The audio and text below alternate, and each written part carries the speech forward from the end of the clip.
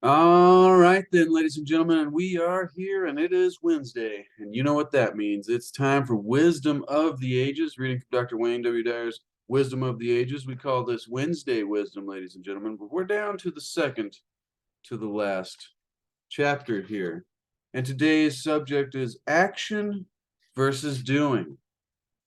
Action versus doing, ladies and gentlemen. And the piece here comes to us from not only Dr. Wayne Dyer, but from Mother Teresa, who lived 1910 to 1997. She said, there should be less talk.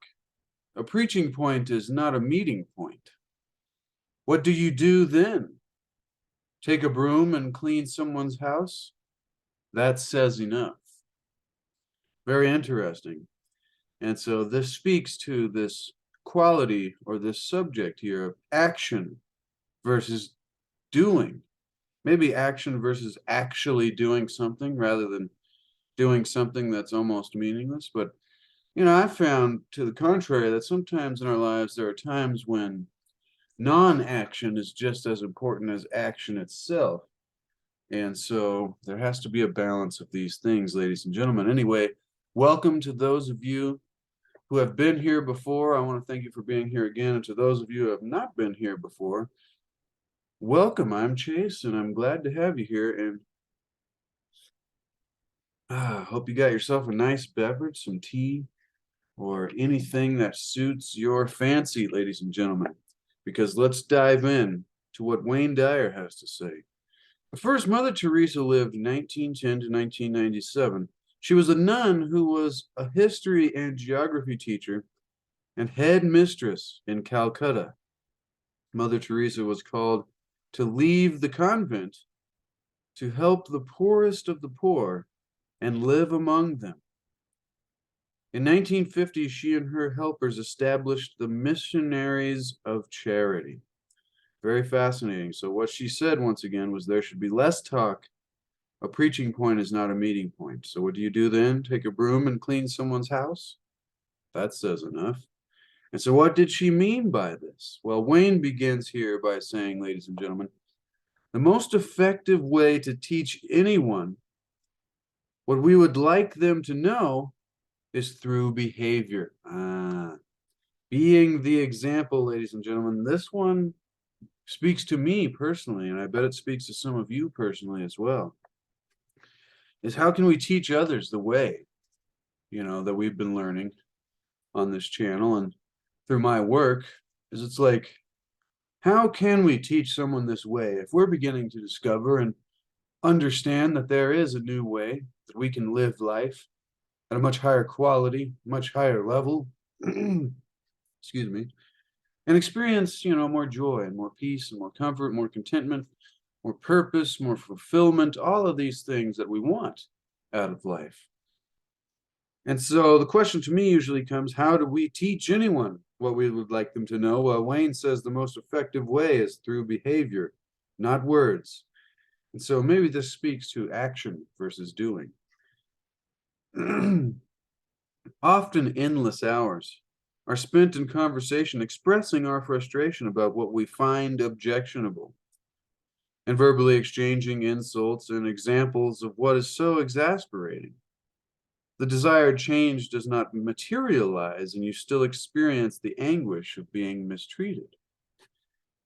And so it may be true on some level that communication is the key to successful relationships, but often it seems that the more words are exchanged, the less successful the outcome. Fascinating. This one's already getting deep for me, ladies and gentlemen. I hope you're getting value as well. This can be true with significant others, family members, employees, and employers, and even your own children.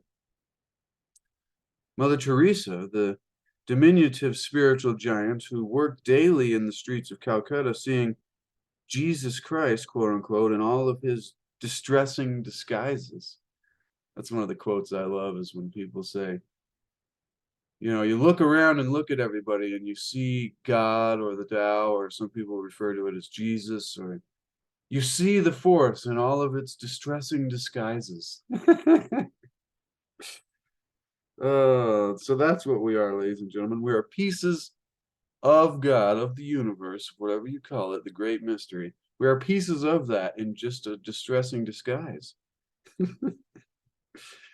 As she put it, Wayne says, this offers us some profound wisdom in her briefly spoken advice. There should be less talk, quote unquote, and there should be more action on your part, and my part, and our part, ladies and gentlemen. Words that are not backed by action become simply a preaching point and nothing more. So, you can talk about these kind of things that we've learned, like reaching a higher level, but if you're not, if you just talk about it to people, but then they see you doing nothing, they see you angry still and frustrated and, struggling to handle your emotions and to react or respond to life rather than react. Respond with ability. See, having that responsibility. But anyways, if you're not able to back your words by action, those words simply become a preaching point and nothing more. If you want to make a point, ladies and gentlemen, you may need to create a meeting point, quote unquote, with a new effective behavior. So the old aphorism, is I hear, I forget. I see, I remember. For some reason, ladies and gentlemen, this is very powerful for me personally, so I hope you're getting value out of this as well. I'll say that one again. You need to create a meeting point, quote unquote, from what Mother Teresa said there, with a new and effective behavior in order to be able to reach and teach people, anyone, in the most effective way about things that we would like them to know, because we're here to increase the quality of life, the quality of the lives of those around us through a greater awareness and a greater understanding, and maintaining that through effort, through diligence.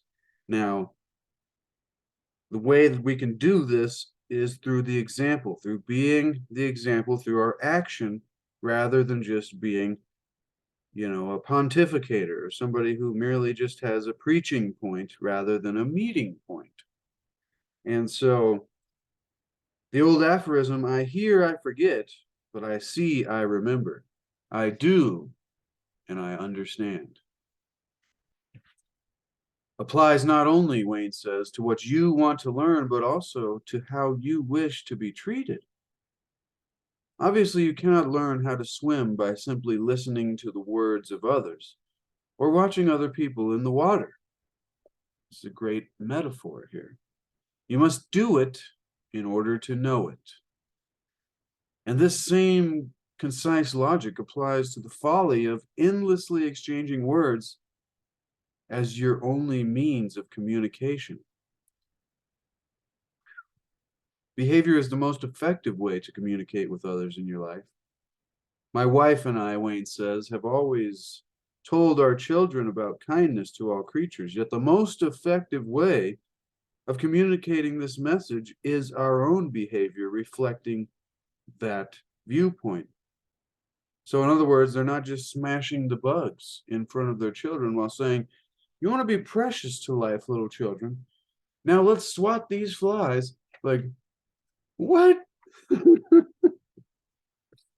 you see, ladies and gentlemen, how in some areas we may be sending the wrong message? Like, you want to be healthy, ladies and gentlemen. Now let's eat some more hot Cheetos and Mountain Dew. It's like, no, that's not the way. That's not the example that we want to be setting for a higher quality of life, ladies and gentlemen. Unless you find your joy in hot Cheetos and fries, and or hot Cheetos and Mountain Dew, or whatever it be, ladies and gentlemen, too many people do find their joy there because they've yet to find it elsewhere. I'd say that's the real reason. So if you find your joy in things that you think may be not the best for you, which we all have our vices, of course, but it's important to put in work so that slowly, remember, we love ourselves wherever we are in the process, ladies and gentlemen. So, I love myself if I'm fat, and I can get better. I love myself if I'm an addict. I love myself if I'm, broke or angry too much, or whatever it be, because we're always telling ourselves, well, I'll be able to create what I want for myself in my life when I'm no longer one of these things. And then we always postpone our creation process for ourselves and creating a much better quality of life. And so it's important to keep that in mind. I don't know where that ramble came from, but obviously you cannot learn how to swim by simply listening or watching other people in the water, ladies and gentlemen.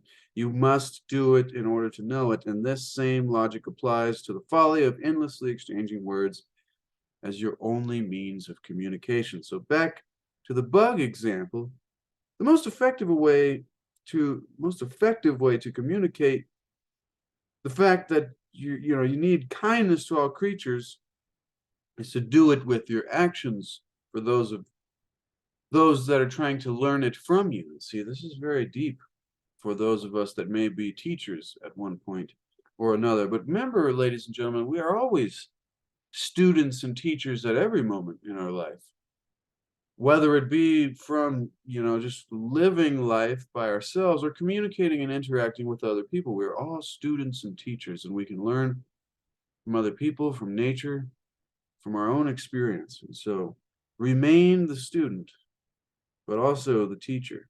Now,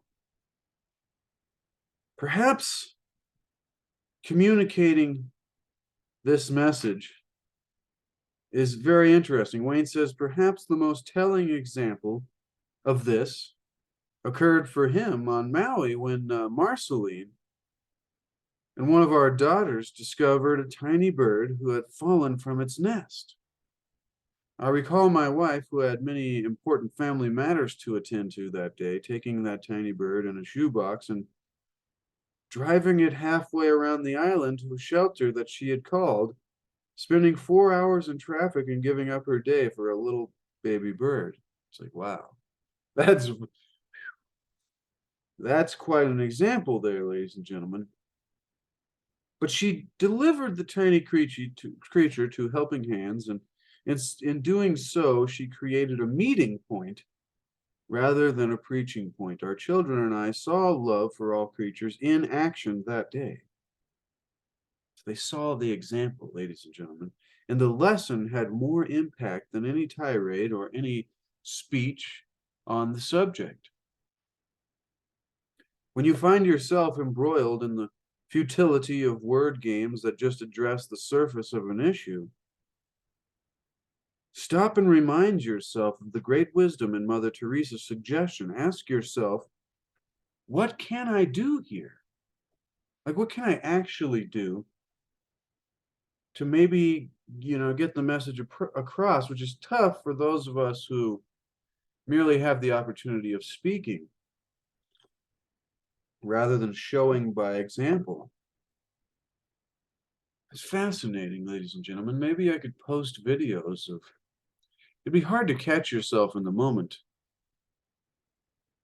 of doing this process of, becoming more peaceful and becoming more directed and on purpose in your life, and, detaching from the outcome and no longer judging other people and all of these things, seeing God or seeing the force in everyone.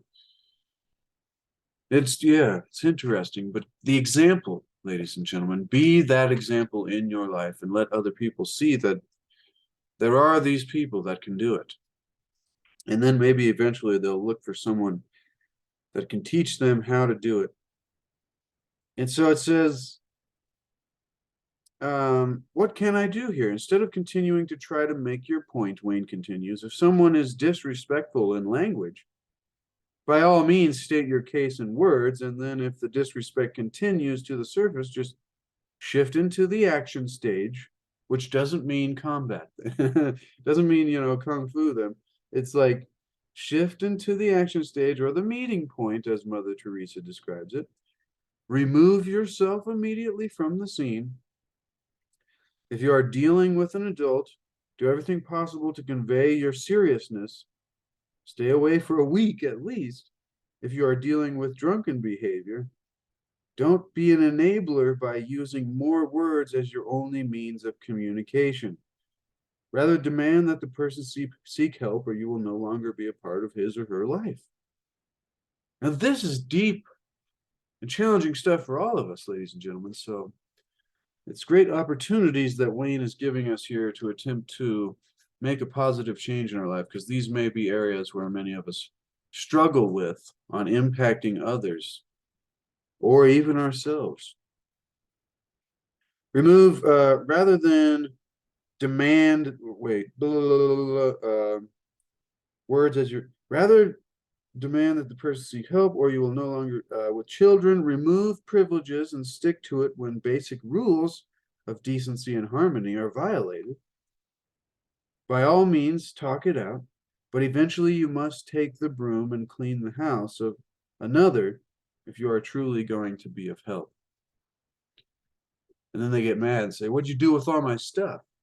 You're like, we got to clean up at some point, folks. Mother Teresa was not a person you could call cruel or uncaring. Her life was, and I mean, anybody can devote all these things. These are talking points, ladies and gentlemen, just philosophies so that we can learn about how we can think about to go about our lives in order to increase the quality of our lives and those around us. Whatever people think about people is one thing, but that goes contrary to just philosophies and understanding a new way to think about things. That's what it's all about. Is the wisdom of the ages is just like change your thoughts, change your life. It's like once we can adopt a new general outlook on how we go about understanding and thinking and processing and acting and doing things, that's where the real change is made, ladies and gentlemen. So remove objectionable. While important,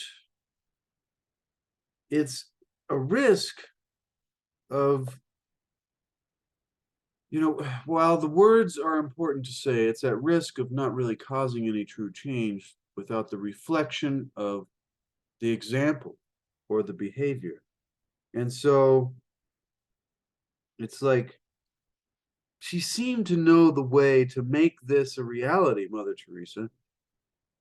And it was not to tell others about the importance of virtuous action, but to actually live it.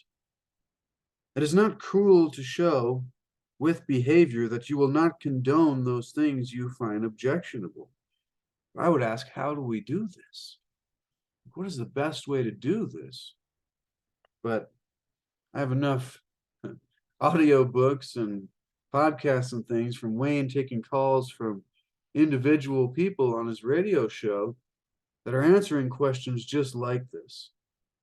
And so if you've never checked those out, check out Audible and the Wayne Dyer podcasts he's got on there. Some good stuff, ladies and gentlemen. And he asks and answers some of these deeper questions that is being spoken about here. And so it's like she seemed to know the way to make this shift. It's not to tell other peoples about the importance of action. And so it may be the only way to affect change is by our example. Your words, while important, risk being forgotten if they are not followed by action. So we all seem to suffer from the inclination to discuss our problems endlessly. We put together committees to study problems and go to the committee meeting, talk about all the reasons that something probably cannot be done. People of action are not inclined to join committees and listen to ad hoc reports. I recall reading about Lee Iacocca, the automotive executive, for his impatience with excuses, whose leadership brought two of the largest automobile companies in the world to places of preeminence. When he asked his engineers to build him a prototype convertible car, which hadn't been done for many decades, he kept hearing reasons in the form of words about why this wasn't feasible to produce. This is one of those fascinating stories. And so, and what all of the engineering problems were. Finally, in exasperation, he ordered them just take a car and cut off the damn top of it and let me see it. Keep it simple, ladies and gentlemen.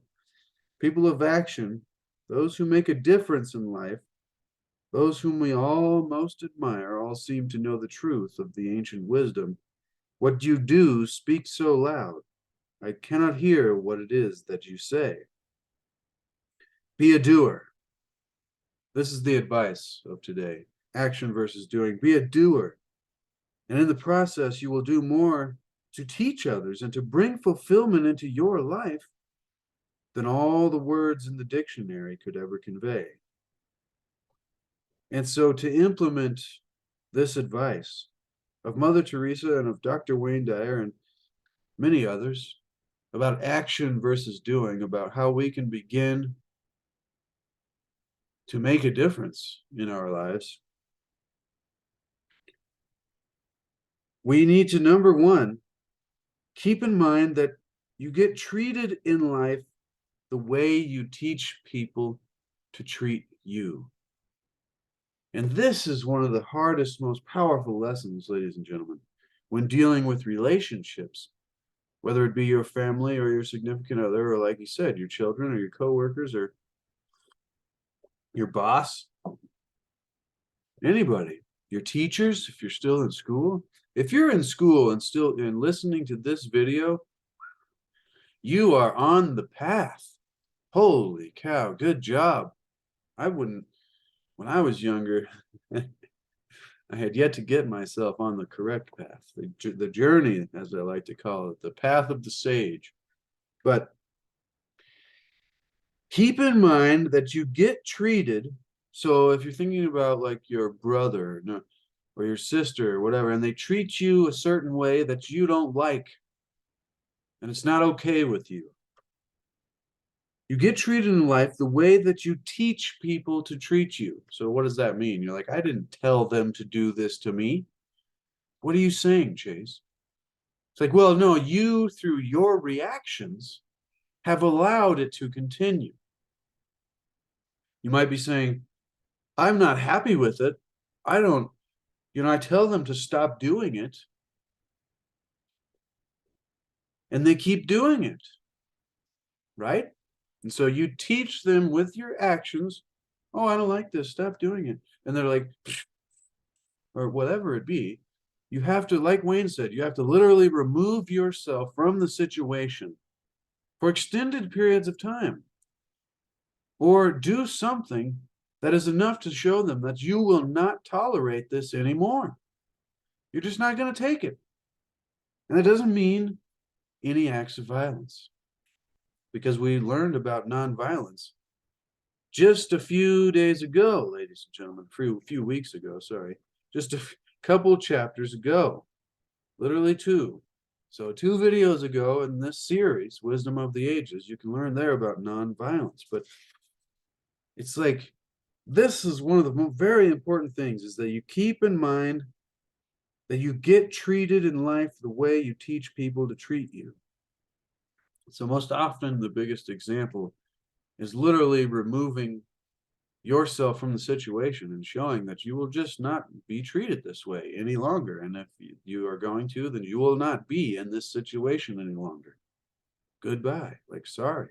So, these are tough, very tough things, ladies and gentlemen, but it saves long-term resentment and anger and frustration and all of the things that we struggle with in our life that keep us from our peace. And remember, peace is the example of enlightenment. Dr. Dyer's, mentor and teacher taught him that the meaning of enlightenment is to be immersed in and surrounded by peace at all times. I think there's a bit broader meaning. I think that is part of it. I think that peace, the enlightenment is the awareness and understanding of why you can be at peace and immersed in it. But that's a deeper thing, ladies and gentlemen. So keep in mind that you get treated the way you teach people or allow people to treat you. Ask yourself, this is still part of number one here, if your behavior is inviting any maltreatment that keeps coming your way. This is tough.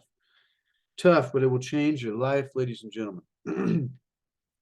Number two, and how I'm not really sure what to call this video yet. How to take back control of your life, or how to take control of your life, how to change your life. I don't know, ladies and gentlemen.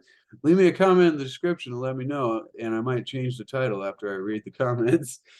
When you feel, this is number two here on how to implement the advice of action versus doing, or being the example.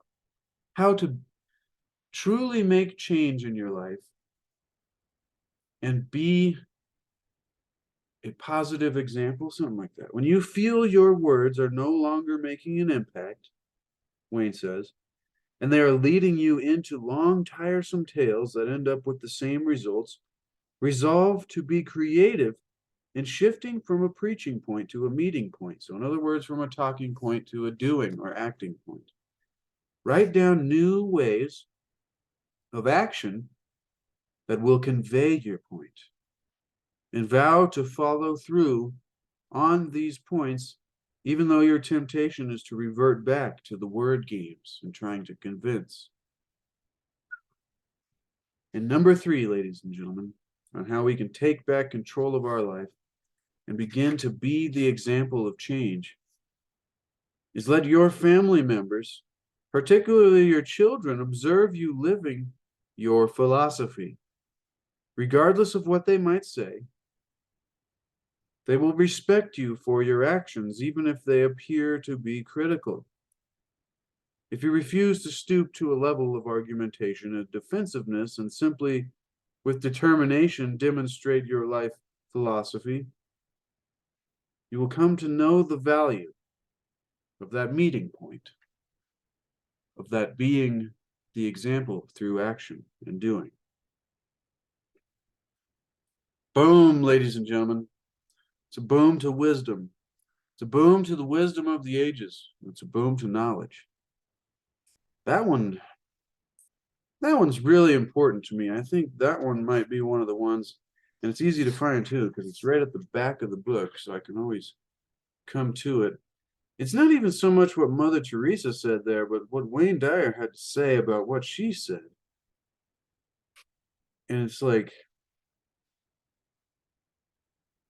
this is a big one, and really making a change.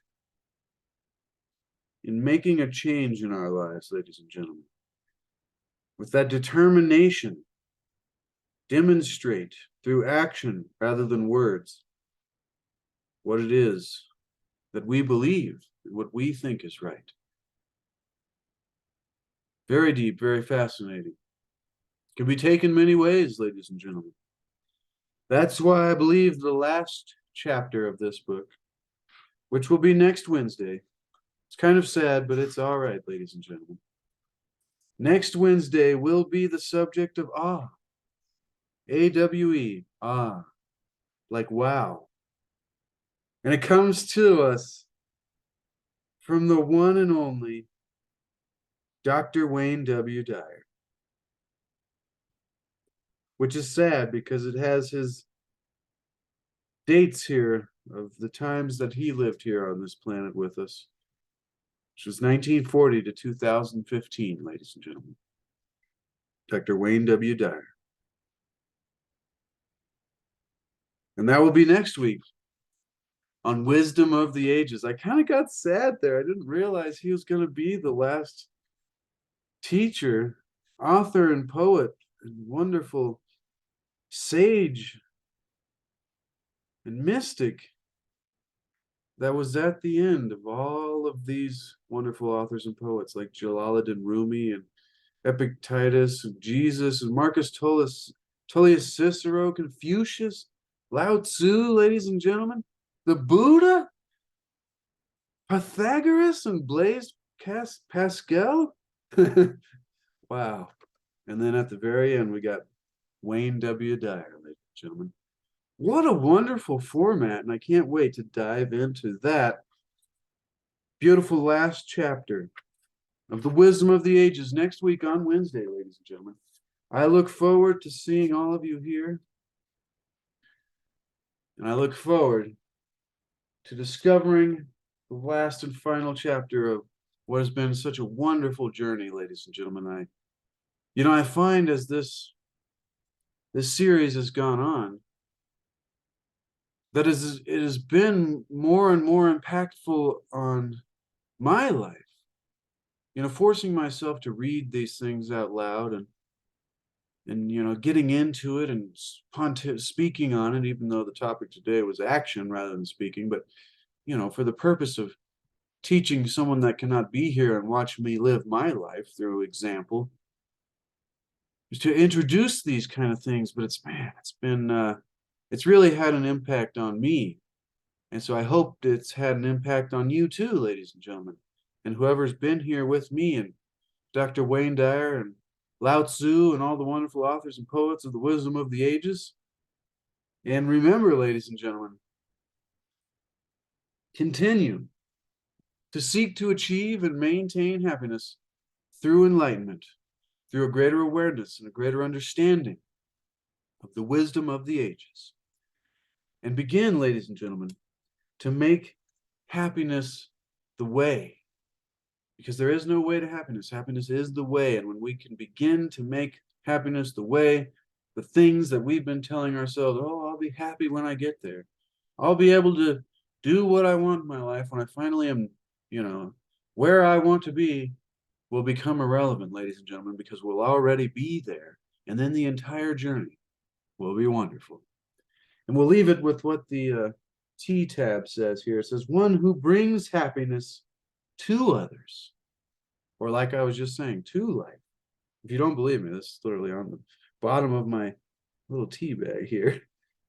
One who brings happiness to others will find it. And one who brings happiness to life, ladies and gentlemen, will find it. But in my opinion, that takes some action. It takes some doing. Thank you so much for being here, ladies and gentlemen. I love and appreciate all of you. Be sure to expand the description.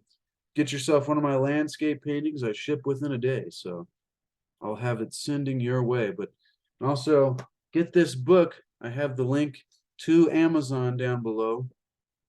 Get that book for yourself to put it on your shelf, because chapters like this one are really good for reference to just pull it out of nowhere, read over a few sentences and go, that's what I needed. And so be sure to check that out. Ladies and gentlemen, thank you so much, and I hope you got value out of this one. I'll be back next week with more Wisdom of the Ages and Tuesday Tao. And in between then and now, I'll throw you some short videos, and we'll see if those do well or not. All right. Love you, ladies and gentlemen.